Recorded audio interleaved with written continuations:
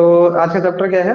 Exercise physiology में हम देख रहे हैं ब्लड प्रेशर और एक्सरसाइज का क्या इफेक्ट है। उससे पहले हम देखेंगे लो ब्लड प्रेशर में बॉडी किस तरीके से उस चीज को कंपनसेट करती है, रेगुलेट करके दोबारा से नॉर्मल बीपी पे लेकर आती है।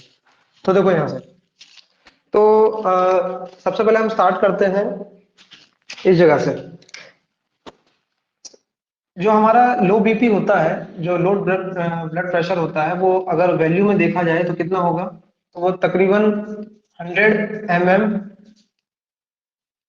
Hg से कम होगा। ठीक है।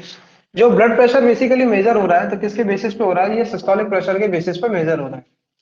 जब आपका लेफ्ट वेंट्रिकल कॉन्ट्रैक्ट करता है तो उसको हम सिस्टोल कहते हैं। तो जब ये लेफ्ट वेंट्रिकल सिस्टोल करेगा तो यहाँ से ब्लड जो होगा बाहर की तरफ निकलेगा। अगर इसका जो सिस्टोलिक प्रेशर है वो कम होगा तो ऑब्वियस ही बात है बीपी भी हमारा कम होगा। तो जो हम ब्लड प्रेशर बेसिकली मेजर कर रहे हैं वो किसके बेसिस पे मेजर कर रहे हैं? सिस्टोलिक प्रेशर के बेसिस पे मेजर कर रहे हैं।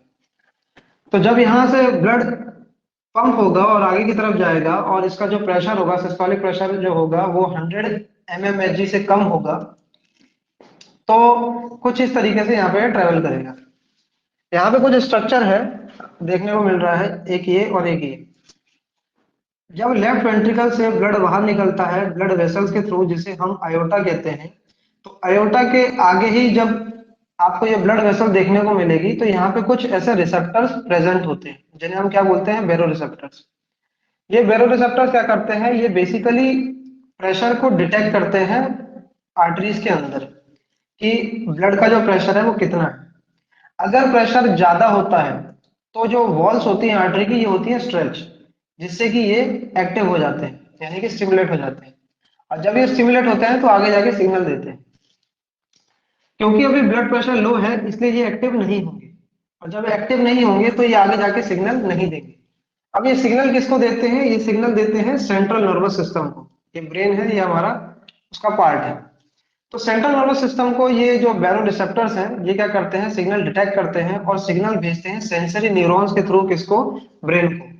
ये जो आपके सेंसरी न्यूरॉन्स है, सेंसरी जो फाइबर है यहाँ से जो जा रहा है, इसको हम क्या बोलते हैं? ग्लासोफेरेंजियल नर्व, जो कि क्रेनियल नर्व 9 है। ये क्रेनियल नर्व 9 क्या करेगा? ये मैसेज रिसीव करेगा इन बैरो रिसेप्टर्स के थ्रू और इन तीन स्ट्रक्चर्स को क्या करेगा? स्टिमुलेट करेगा। ये तीन स्ट्रक्चर होते कौन से हैं? तो जो ग्रीन वाला स्ट्रक्चर है वो है cardiac acceleratory centre, blue vasomotor centre, red cardiac inhibitory centre. ये प्रेजेंट कहाँ होते हैं? ये प्रेजेंट होते हैं ब्रेन के मेडुला ऑब्लंगाटा में। ब्रेन का एक सबसे नीचे वाला हिस्सा होता है ब्रेन स्टेम, उसमें एक एरिया होता है जिसे हम मेडुला ऑब्लंगाटा बोलते हैं। वहां पे ये तीन आपके स्ट्रक्चर प्रेजेंट होते हैं। अब क्योंकि ये स्टिमुलेट नहीं हुआ है, उस कंडीशन में होता क्या है? कार्डियक एक्सेलरेटरी सेंटर जो है वो स्टिमुलेट हो जाता है। क्योंकि ये एक्टिव नहीं हुआ है इस कंडीशन में कार्डियक एक्सेलरेटरी सेंटर जो है वो एक्टिवेट हो जाता है। वेजोमोटर सेंटर भी आपका एक्टिवेट हो जाता है और कार्डियक इनहिबिटरी सेंटर आपका इनहिबिट होता है, यानी कि ये इनएक्टिव रहता है। जब ये इनएक्टिव होगा तो ये एक्टिव होगा और ये एक्टिव होगा और ये इनएक्टिव रहेगा। ठीक, इनके काम क्या है? तो देखो, नाम से समझ में आ रहा है कार्डियक एक्सेलरेटरी सेंटर, यानी कि ये कार्डियक मसल्स की और कार्डियक एक्टिविटी को क्या कर देगा? एक्सेलरेट कर देगा, फास्ट कर देगा। वेजोमोटर सेंटर क्या करता है? ये ब्लड वेसल्स को डायलेट करता है, अभी देखेंगे आगे। और ये क्या करता है? कार्डियक इनहिबिटरी सेंटर ये हार्ट की एक्टिविटी को स्लो डाउन करता है, कम धीरे कर देता है। अब क्योंकि यहाँ पे मैसेज गया किसका? कि बीपी लो है, क्योंकि इसने प्रेशर डिटेक्ट किया और यहाँ पे मैसेज गया कि बीपी लो है, तो यहाँ से एक सिग्नल जाएगा। और सिग्नल किसके थ्रू जाएगा? सिंपैथेटिक फाइबर्स के थ्रू। सिंपैथेटिक फाइबर्स के थ्रू, जो कि पार्ट है सिंपैथेटिक नर्वस सिस्टम का। सिंपैथेटिक नर्वस सिस्टम का पार्ट है और सिंपैथेटिक फाइबर्स के थ्रू कुछ सिग्नल जाएंगे। किस कहाँ पे? तो देखो, पहला जो सिग्नल जाएगा वो कहाँ जाएगा? हार्ट पे। ये हार्ट का राइट एट्रियम है। हार्ट पे एक लाल स्ट्रक्चर देख रहे हो, इसको हम बोलते हैं ऐसे नोड, ऐसे नोड, साइनोएट्रियल नोड। ये क्या करता है? ये हार्ट की इलेक्ट्रिक एक्टिविटी को हार्ट की इलेक्ट्रिक एक्टिविटी के लिए रिस्पॉन्सिबल है, यानी कि हार्ट में जो भी इलेक्ट्रिकल एक्टिविटी होगी वो ऐसे नोड ही इनिशिएट करेगा, यानी शुरू करेगा। उसके साथ साथ ये जो मैसेज है ये हार्ट की मसल्स पे भी जाता है, जिसे हम क्या बोलते हैं, मायोकार्डियम। मायोकार्डियम। तो ये दोनों ही स्ट्रक्चर को स्टिमुलेट करेगा, यानी कि एक्टिव करेगा। उससे क्या होगा, हार्ट की एक्टिविटी फास्ट हो जाएगी, यानी कि हार्ट रेट हमारा तेज होगा, पहली चीज। दूसरा क्या करेगा कि ये जो फाइबर्स आ रहे हैं, ये जो फाइबर्स आ रहे हैं, ये क्या करेंगे, सिंपैथेटिक फाइबर्स जो आ रहे हैं ये क्या करेंगे, ये ब्लड वेसल्स जो है, यहाँ पे एक स्ट्रक्चर है ब्लड वेसल्स का, इसकी लेयर है, इसकी लेयर है एंडोथेलियल लेयर। ठीक, सिंपल समझो कि ब्लड वेसल्स में स्मूथ मसल्स होते हैं, ब्लड वेसल्स में स्मूथ मसल्स होते हैं, ब्लड वेसल्स की जो लेयर होती है उसमें स्मूथ मसल्स होते हैं। ये क्या करता है, इन स्मूथ मसल्स को स्टिमुलेट कर देता है, यानी कि एक्टिव कर देता है। और जब ये स्टिमुलेट होते हैं, एक्टिव होते हैं, तो ये क्या करते हैं, ये कॉन्ट्रैक्ट करते हैं। और जब ये कॉन्ट्रैक्ट करेंगे तो ब्लड वेसल्स का जो साइज होगा वो क्या हो जाएगा, छोटा हो जाएगा, यानी कि इसका जो डायमीटर है वो क्या होगा, छोटा हो जाएगा। जब ये छोटा होगा, जब ये छोटा होगा तो ऑब्वियस सी बात है प्रेशर बढ़ेगा, क्योंकि प्रेशर जो है वो इन्वर्सली प्रोपोर्शनल होता है एरिया के। तो जब एरिया कम होगा तो प्रेशर इंक्रीज होगा, तो एरिया कम हो रहा है तो प्रेशर बढ़ेगा। ठीक, दूसरी चीज ये हुई। तीसरी चीज क्या होती है, तीसरी चीज देखो, ये सिंपैथेटिक फाइबर्स एक और स्ट्रक्चर को स्टिमुलेट करते हैं, जो कि है हमारे क्या, जो कि है हमारा ये स्ट्रक्चर, जिसे हम लोग बोलते हैं adrenal gland. Adrenal gland basically kidney के ऊपर होता है और इसके दो पार्ट होते हैं, एक होता है हमारा कॉर्टेक्स और ये होता है हमारा मेडुला। तो जो सिंपैथेटिक फाइबर्स है वो बेसिकली किसको स्टिमुलेट करते हैं, वो मेडुला को स्टिमुलेट करते हैं। किसको स्टिमुलेट करते हैं, मेडुला को स्टिमुलेट करते हैं। और मेडुला से को जब स्टिमुलेट करते हैं तो यहां से कुछ हार्मोन रिलीज होते हैं, जिनका नाम है क्या, जिनका नाम है epinephrine plus nor epinephrine, nor epinephrine. तो ये दो हार्मोन यहां से रिलीज होते हैं, एपिनेफ्रिन और नॉन एपिनेफ्रिन। इनका काम होता है सिंपैथेटिक एक्टिविटी को बढ़ाना, यानी कि अगर सीधे शब्दों में बोलूं तो फाइट और फ्लाइट रिएक्शन को एक्टिवेट करना। इसका मतलब ये होता है कि हार्ट जो बॉडी की एक्टिविटी है उसको फास्ट कर देना, चाहे वो हार्ट रेट हो या फिर ब्रीदिंग रेट हो, जो भी। ठीक, तो ये तीन काम होते हैं सबसे पहले किस चीज से, इस जो सेंट्रल नर्वस सिस्टम है तीन काम करता है, जब लो ब्लड प्रेशर होता है। सबसे पहले हार्ट की एक्टिविटी को बढ़ा देगा, दूसरा ब्लड वेसल्स में प्रेशर तेज कर देगा स्मूथ मसल्स को कॉन्ट्रैक्ट करके, तीसरा ये हार्मोन रिलीज कराएगा जो कि क्या करेगा, सारी एक्टिविटी को फास्ट कर देगा। इसके अलावा एक चीज और होती है जो लो बीपी में काम करती है, वो है हमारी किडनी। किडनी जो है वो सेल्फ रेगुलेटिंग सिस्टम की तरह काम करती है, यानी कि खुद ब खुद चीजों को डिटेक्ट करती है, उसको समझती है और उस हिसाब से काम करती है। किडनी जब लो बीपी होता है, जिस कंडीशन में जब आपको लो बीपी होगा, जब ब्लड प्रेशर आपका लो होगा, तो किडनी इस चीज को क्या करती है, असेस करती है। किडनी इस चीज को असेस करेगी। उसके साथ साथ थोड़ा कंट्रीब्यूशन आपका एपिनेफ्रिन का भी होता है। यहाँ सिंपैथेटिक फाइबर के थ्रू जो एपिनेफ्रिन और नॉर एपिनेफ्रिन रिलीज होता है, इसमें सबसे ज्यादा अमाउंट में क्या रिलीज होता है, एपिनेफ्रिन, लगभग 80% के आसपास। ठीक है, तो जो मेन यहाँ पे काम करता है वो एपिनेफ्रिन काम करता है, अगर इनकी बात की जाए तो जब लो बीपी होता है प्लस थोड़ा कंट्रीब्यूशन एपिनेफ्रिन का, जब ये चीज होती है तो बेसिकली एक केमिकल रिलीज होता है जिसे हम बोलते हैं रेनिन। रेनिन, रेनिन कौन रिलीज करता है, ये किडनी। ये किडनी के जो सेल्स होते हैं वो एक हार्मोन रिलीज करते हैं, केमिकल रिलीज करते हैं, जिसे क्या बोलते हैं, रेनिन। और रेनिन जब रिलीज होता है तो वो क्या करेगा, वो सबसे पहले ब्लड से बाहर आएगा। जब वो ब्लड से बाहर आएगा, जब वो ब्लड से बाहर आएगा तो आगे की तरफ जाएगा। अब रेनिन को मैं आर से डिनोट करता हूँ।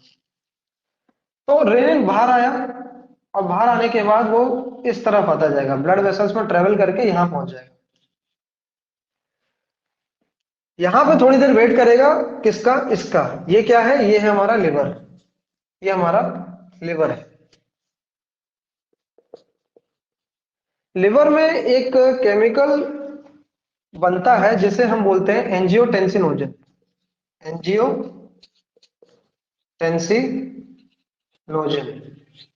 एंजियोटेंसिनोजन, ये क्या होता है, ये रेनिन जो होता है ये इस एंजियोटेंसिनोजन के साथ रिएक्ट करता है, इसको मैं ए से डिनोट कर रहा हूँ।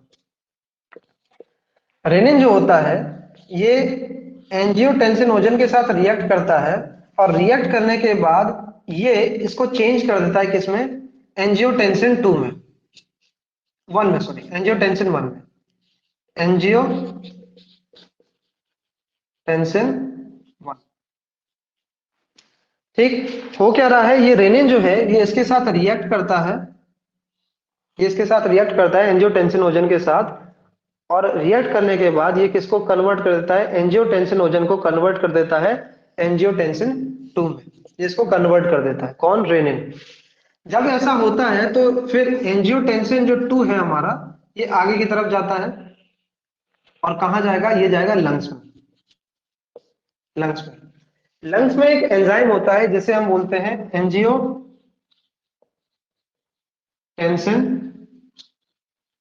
कन्वर्टिंग एंजाइम, एंजियोटेंसिन को कन्वर्ट करने वाला एंजाइम, ऐसे समझ सकते हैं हम। तो ये क्या करता है, एंजियोटेंसिन 1 को क्या करता है, जो कि यहां से ट्रेवल होकर लंग्स में पहुंचा है, इसको कन्वर्ट कर देता है किसमें, एंजियोटेंसिन 2 में, कौन, ये एंजाइम, किसको, एंजियोटेंसिन 1 को। तो ये 1 को 2 में कन्वर्ट कर देता है, और फिर लंग से ये चीज बाहर आती है। लंग से ये जब बाहर आएगी तो सबसे पहले इस स्ट्रक्चर के साथ मिलेगी, और ये क्या है हमारा, ये है हमारा hypothalamus, hypothalamus. Hypothalamus basically brain का पार्ट है, ब्रेन के अंदर मिलता है ये। और जो एंजियोटेंसिन हमारा 2 है, एंजियोटेंसिन जो हमारा 2 है, वो क्या करेगा, वो सबसे पहले हाइपोथैलेमस को मैसेज भेजेगा कि बीपी ऐसा लो है तो तुम अपनी एक्टिविटी को स्टार्ट करो। हाइपोथैलेमस दो काम करता है। सबसे पहला काम क्या करता है, ये आपकी प्यास को बढ़ाता है, यानी कि आपको ऐसा महसूस होगा कि आपको अब प्यास लग रही है ना। ये आपकी बॉडी में, क्योंकि बॉडी में बीपी लो है तो ऑब्वियस सी बात है कहीं ना कहीं उसका वॉल्यूम भी लो रहता है। तो बेसिकली हाइपोथैलेमस क्या करेगा, आपकी प्यास को बढ़ाएगा, आपको ऐसा लगेगा कि पानी पीने का मन कर रहा है। ठीक, तो इसके साथ साथ वो एक और काम करता है, वो काम करता है इसके साथ, हाइपोथैलेमस से एक ग्लैंड कनेक्ट रहता है जिसे हम बोलते हैं pituitary gland, pituitary gland, pituitary gland. Pituitary gland के दो पार्ट होते हैं, एक होता है एंटीरियर, एक होता है पोस्टीरियर। ठीक, तो जो पोस्टीरियर ग्लैंड होता है यहाँ पर एक हार्मोन रिलीज होता है जिसे हम बोलते हैं एडीएच, एडीएच। एडीएच का फुल फॉर्म होता है एंटी डायरेटिक हार्मोन। तो यहां से जो हार्मोन रिलीज होगा वो कौन सा होगा, एडीएच, एडीएच। तो दो चीजें हुई, सबसे पहले क्या, एंजियोटेंसिन 2 रिलीज हुआ तो उसने इसको स्टिमुलेट किया, हाइपोथैलेमस को एक्टिव किया, तो उसका उससे एक सेंसेशन आया किसका, थर्स्ट का, यानी कि प्यास लगने का। उसके साथ साथ हाइपोथैलेमस ने पोस्टीरियर पिट्यूटरी ग्लैंड को स्टिमुलेट किया, और वहां से क्या हार्मोन रिलीज हुआ, एडीएच, एंटी डायरेटिक हार्मोन। अब यहीं से जो एंटीरियर एंजियोटेंसिन 2 है ये आगे की तरफ ट्रेवल करेगा, इसको अब यहीं रोकते हैं, आगे की तरफ ट्रेवल करेगा और यहाँ पे जाके बात करेगा किससे, ये एक स्ट्रक्चर है जो कि एड्रिनल ग्लैंड का ही है। और एड्रिनल ग्लैंड का जो कॉर्टेक्स वाला पार्ट है, जो कॉर्टेक्स वाला पार्ट है, इसके सबसे ऊपर वाला जो आप लेयर देखेंगे ना, इस ऊपर वाली लेयर को बोलते हैं ग्लोमेरुलोसा, इसके ऊपर वाली लेयर को बोलते हैं ग्लोमेरुलोसा। ये जो ग्लोमेरुलोसा है ये एक हार्मोन रिलीज करता है, ये भी एक हार्मोन रिलीज करेगा जिसका नाम क्या है, जिसका नाम है एल्डोस्टेरोन, एल्डोस्टेरोन। एक हार्मोन रिलीज करेगा जिसका नाम क्या है, एल्डोस्टेरोन। तो हमारे पास दो हार्मोन हो गए, एक एल्डोस्टेरोन और एक एडीएच। अब ये क्या होगा कि यहां से एडीएच, एल्डोस्टेरोन, और यहां से एडीएच, ये दोनों आएंगे, ये दोनों आएंगे, और दोनों कहाँ जाएंगे, एल्डोस्टेरोन को मैं एल्डो से डिनोट कर रहा हूं, और इसको एडीएच, ये दोनों आएंगे और कहाँ जाएंगे, ये दोनों आएंगे और किडनी में जाके एक्ट करेंगे। किडनी में किस जगह पे जाके एक्ट करेंगे, तो देखो किडनी का जो एक फंक्शनल यूनिट है किडनी की, उसे हम क्या बोलते हैं, उसे हम बोलते हैं नेफ्रॉन, उसे हम बोलते हैं नेफ्रॉन। ठीक, तो फंक्शनल यूनिट जो है किडनी की वो क्या है, नेफ्रॉन। और नेफ्रॉन का स्ट्रक्चर कुछ इस तरीके से देखने को मिलता है।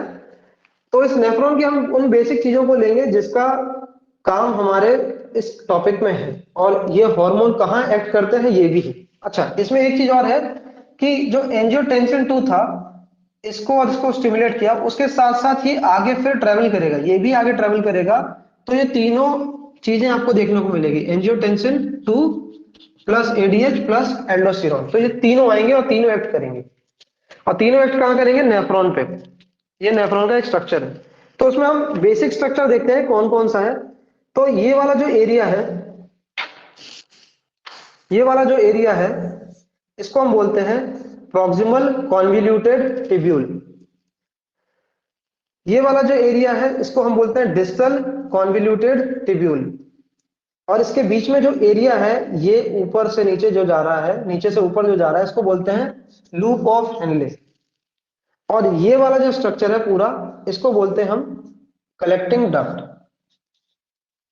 ठीक, अब ध्यान से देखो, ये जो हार्मोन हमने गैदर किए हैं, पकड़ के लेकर आए हैं और किडनी को थमा दिए हैं, तो ये काम क्या कर रहे हैं। सबसे पहले हम बात करेंगे किसकी, 82 की, यानी कि एंजियोटेंसिन 2 की। एंजियोटेंसिन 2 यहां पे एक्ट करता है, एंजियोटेंसिन 2 जो है वो यहां पे एक्ट करता है। और जब वो यहां एक्ट करेगा तो पीसीटी पे क्या काम करेगा, अभी हम यहां समझेंगे। इसके बाद डीसीटी पे कौन कौन काम करता है, तो डीसीटी पे काम करता है एल्डोस्टेरॉन। और कलेक्टिंग ड्रग पे कौन काम करता है, एडीएच। ठीक है, तो समझ में आया। यहां पे देखते हैं अब इस चीज को, पीसीटी पे कौन काम कर रहा है, पीसीटी पे काम कर रहा है हमारा एंजियोटेंसिन 2। इसका काम क्या है, एंजियोटेंसिन 2 क्या काम करता है पीसीटी पे। पीसीटी पे जब ये काम करेगा तो यहां से वो sodium plus water plus chloride, इन तीन चीजों को एब्जॉर्ब करेगा। किडनी के नेफ्रॉन से पीसीटी में वो किस चीज को एब्जॉर्ब करेगा, सोडियम को, वाटर को और क्लोराइड को। कौन, एंजियोटेंसिन 2। डीसीटी पे कौन काम करेगा, डीसीटी पे कौन काम करेगा, तो डीसीटी पे काम करेगा हमारा एल्डो। और एल्डो का काम क्या है, एल्डो का काम है, ये हमारा सोडियम मेन ऑब्जॉर्व करता है। जो मेन काम एल्डोस्टेरॉन का है वो क्या है, सोडियम एब्जॉर्प्शन का, यानी कि सबसे ज्यादा ये क्या करेगा, सोडियम एब्जॉर्ब करेगा। और इस चीज को आप समझ के बैठिए कि जब भी सोडियम जहां जहां मूव करता है, वहां वहां वाटर भी आपका मूव करता है। जहां भी सोडियम मूव करेगा वहां वहां वाटर मूव करेगा। यानी कि अगर मैं बात करूं कि अगर इस ब्लड वेसल्स ने सोडियम को एब्जॉर्ब किया है, तो वाटर भी इसके साथ चला जाएगा। तो इसके साथ साथ वाटर भी यहाँ पे रिलीज होता है, बट एल्डोस्टेरॉन का मेन काम होता है सोडियम को एब्जॉर्ब करना। अब देखते हैं कलेक्टिंग डक्ट। कलेक्टिंग डक्ट क्या काम करता है, तो कलेक्टिंग डक्ट का मेन काम होता है वाटर को एब्जॉर्ब करना। इसका मेन काम होता है वाटर को एब्जॉर्ब करना। ठीक, तो यहां तक पूरी कहानी समझ में आई होगी। अब देखते हैं कि कैसे आगे काम हो रहा है। देखो, हाइपोथैलेमस क्या किया, इसने थर्स्ट बढ़ाई, तो हम पानी पिए। जब हम पानी पिएंगे तो जो ब्लड का वॉल्यूम है, जो ब्लड के अंदर पानी का लेवल है, वो इंक्रीज हो जाएगा, पहली चीज। दूसरी चीज, ये काम क्या कर रहे हैं, ये सोडियम को भी एब्जॉर्ब कर रहे हैं, साथ साथ वाटर एब्जॉर्ब कर रहे हैं। तो जब वाटर एब्जॉर्ब होगा तो भी वॉल्यूम ब्लड का इंक्रीज होगा। तो ब्लड का वॉल्यूम क्या हुआ, इंक्रीज हुआ। ठीक, जब ब्लड का वॉल्यूम इंक्रीज होगा तो ब्लड जो है वो यहां से ट्रेवल करते करते करते करते कहां जाएगा, हमारा राइट आर्टरियम में। जब राइट आर्टरियम में चला जाएगा ब्लड, तो ऑब्वियस सी बात है यहां पे इसका वॉल्यूम भी इंक्रीज होगा। जब यहाँ पे इसका वॉल्यूम इंक्रीज होगा तो ऑब्वियस सी बात है लेफ्ट वेंट्रिकल में भी हमारा वॉल्यूम जो है वो क्या होगा, वो इंक्रीज होगा। जैसे इसका वॉल्यूम इंक्रीज होगा, यानी कि इसके अंदर ब्लड ज्यादा से ज्यादा ट्रेवल होगा तो ये फैलेगा। तो जब ये फैलेगा तो ऑब्वियस सी बात है, इसके लिए टर्म यूज होता है एंड डायस्टोलिक वॉल्यूम। ये क्या होगा, इंक्रीज होगा। एंड डायस्टोलिक वॉल्यूम बेसिकली है क्या, जितना आपका हार्ट फूल सकता है एंड मौके तक, वो। तो यहाँ पे जो लेफ्ट वेंट्रिकल है वो क्या कहते हैं, उसके अंदर ब्लड जो होगा वो ज्यादा से ज्यादा फिल हो जाएगा। और जब ज्यादा से ज्यादा फिल हो जाएगा तो ऑब्वियस ही बात है, इसकी जो मसल्स है इसके अंदर एक इलास्टिक प्रॉपर्टी होती है। तो वो जितना ज्यादा स्ट्रेच होगा उतनी तेजी से ही वो कॉन्ट्रैक्ट भी करेगा। तो वॉल्यूम अगर बढ़ेगा तो इसकी वॉल्स जो होंगी वो स्ट्रेच होंगी और इतनी तेजी से ही कॉन्ट्रैक्ट करेंगी। और जब ये कॉन्ट्रैक्ट होगा तो सिस्टोलिक प्रेशर जो होगा हमारा क्या होगा, सिस्टोलिक प्रेशर हमारा इंक्रीज होगा। और जब सिस्टोलिक प्रेशर इंक्रीज होगा तो ऑब्वियस सी बात है, हमारा ब्लड प्रेशर भी क्या होगा, ब्लड प्रेशर भी हमारा इंक्रीज होगा और वो एक नॉर्मल वैल्यू पे आ जाएगा, जो कि अराउंड 120 mmHg होता है,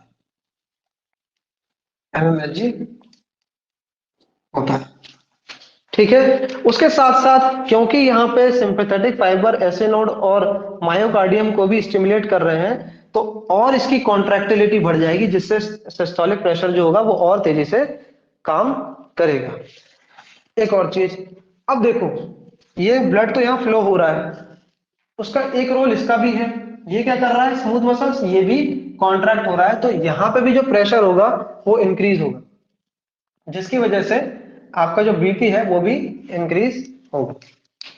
ठीक है, तो ये एक सिंपल वो था सॉरी, ये सिंपल एक्सप्लेनेशन था आपके ब्लड प्रेशर का, जिसमें अगर लो बीपी होता है तो बॉडी में क्या क्या चेंजेस आते हैं।